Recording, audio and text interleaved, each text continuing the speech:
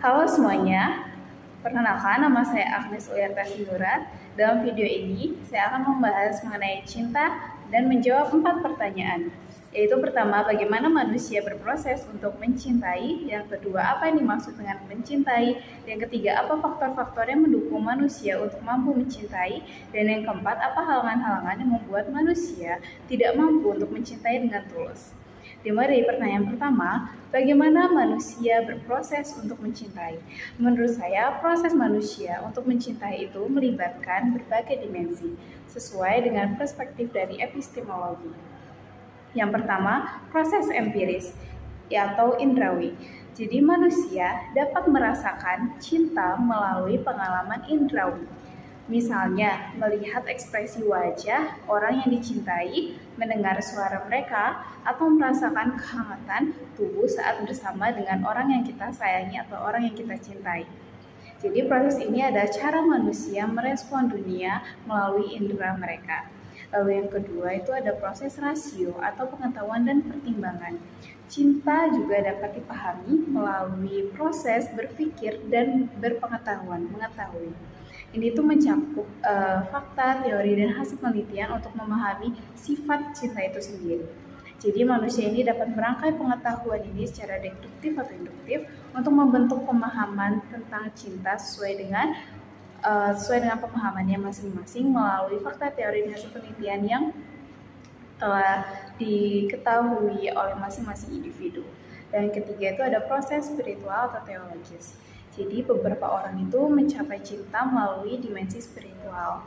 Dan ini melibatkan keyakinan pada keberadaan Tuhan, doa, meditasi, atau pengalaman rohani lainnya. Jadi proses ini itu lebih terkait dengan hubungan manusia dengan ilahi. Dan proses mencintai juga itu menurut saya itu merupakan pengalaman yang kompleks dan sangat individual. Setiap orang itu mungkin mengalami proses dengan cara yang berbeda-beda untuk mencintai. Namun menurut saya itu proses mencintai seperti ini. Yang pertama ada pertemuan atau ketertarikan awal. Misalnya pertemuan dengan seseorang yang menarik perhatian saya. Dan ada ketertarikan juga secara fisik atau kepribadian. Lalu mungkin ada mulai pertemanan, menjalin pertemanan dan melibatkan emosional. Jadi membangun hubungan relasi yang baik antara kedua pihak. Dari itu mulai berproses, mulai memahami nilai-nilai, minat, harapan, dan satu sama lain. Ada rasa nyaman untuk berbagi pengalaman dan perasaan. Lalu ada penerimaan atau keterbukaan, jadi menerima kelebihan dan kekurangan satu sama lain dalam proses mencintai itu. Lalu ada perasaan cinta berkembang. Jadi perasaan cinta ini berkembang secara perlahan-lahan dalam saat sedang proses mencintai. Dan lanjut di dalam pertanyaan yang kedua, apa yang dimaksud dengan mencintai? Jadi definisi cinta itu dapat bervariasi sesuai dengan konteks epistemologi yang telah dibahas oleh Pak Greg. Yang itu yang pertama, cinta eros. Yaitu cinta romantis yang melibatkan hasrat fisik dan emosional antara dua individu. Jadi itu mencakup keintiman antara kedua belah pihak, kedua pasangan. Lalu ada cinta filia, yaitu cinta persaudaraan atau kasih sayang, seperti hubungan sahabat ataupun keluarga. Ini itu cinta yang tanpa unsur romantis seperti cinta eros. Yang ketiga ada cinta agape, jadi cinta ilahi atau kasih yang mengorbankan diri untuk kebaikan yang lebih besar. Ini adalah cinta yang tanpa pamrih yang melibatkan pengorbanan. Lalu yang keempat ada cinta jensim, yaitu tahap awal cinta yang awal itu bersifat egois dan posesif dan harus diatasi untuk mencapai cinta yang lebih murni dan tidak egois. Jadi apa itu mencintai itu adalah perasaan atau keadaan emosional yang mendalam dan kompleks yang melibatkan perhatian, kasih sayang, keterikatan terhadap seseorang yang mencakup nuansa emosi termasuk keintiman, kepercayaan, rasa aman, dan kesetiaan. Mencintai juga melibatkan pengorbanan, kepedulian, komitmen untuk mendukung dan memahami orang atau hal yang kita cintai. Jadi penting untuk dipahami itu cinta itu berasal dari bentuk hubungan seperti cinta romantis, cinta keluarga, cinta persahabatan, atau cinta terhadap sesuatu. Mungkin seperti hobi atau profesi. Mencintai ini kombinasi dari berbagai elemen dan pengalaman cinta yang beragam. Lanjut dari pertanyaan ketiga, apa faktor-faktor yang mendukung manusia untuk mampu mencintai? Jadi faktor-faktor yang mendukung kemampuan manusia untuk mencintai adalah yang pertama, jiwa yang hangat. Jadi kemampuan untuk memiliki hati yang hangat dan menerima orang lain dengan penuh kasih. Yang kedua ada kesediaan mengampuni. Kemampuan untuk memberikan maaf dan menerima kesalahan orang lain dan membangun dasar kepercayaan. Yang ketiga itu yang pasti kejujuran. Faktor yang mendukung manusia mampu mencintai itu adalah jujur. Jadi kehandalan dan kejujuran dalam hubungan untuk membangun saling pengertian dan kepercayaan antara satu sama lain. Yang keempat ada komunikasi yang intensif.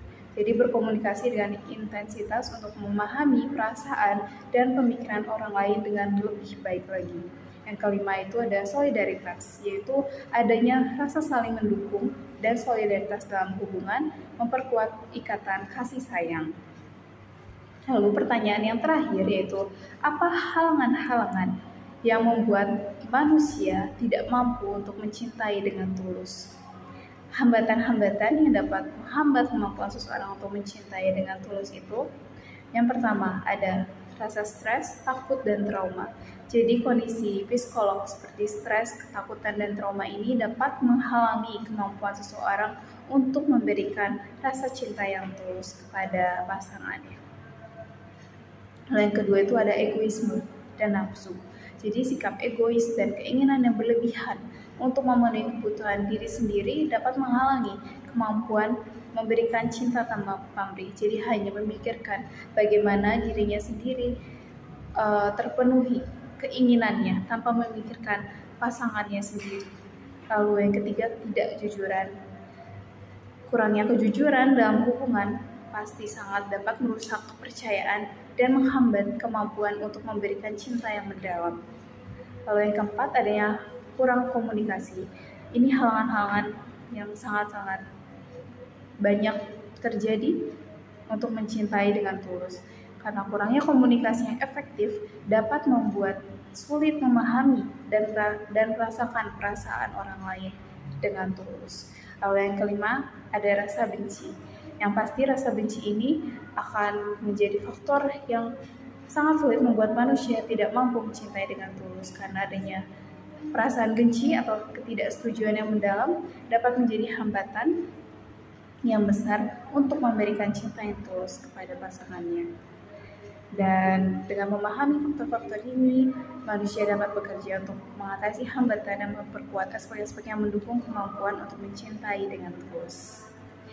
Dan sekian penjelasan dari saya menjawab pembahasan mengenai cinta, menjawab 4 pertanyaan tadi. Dan mohon maaf dari kekurangannya, dan terima kasih.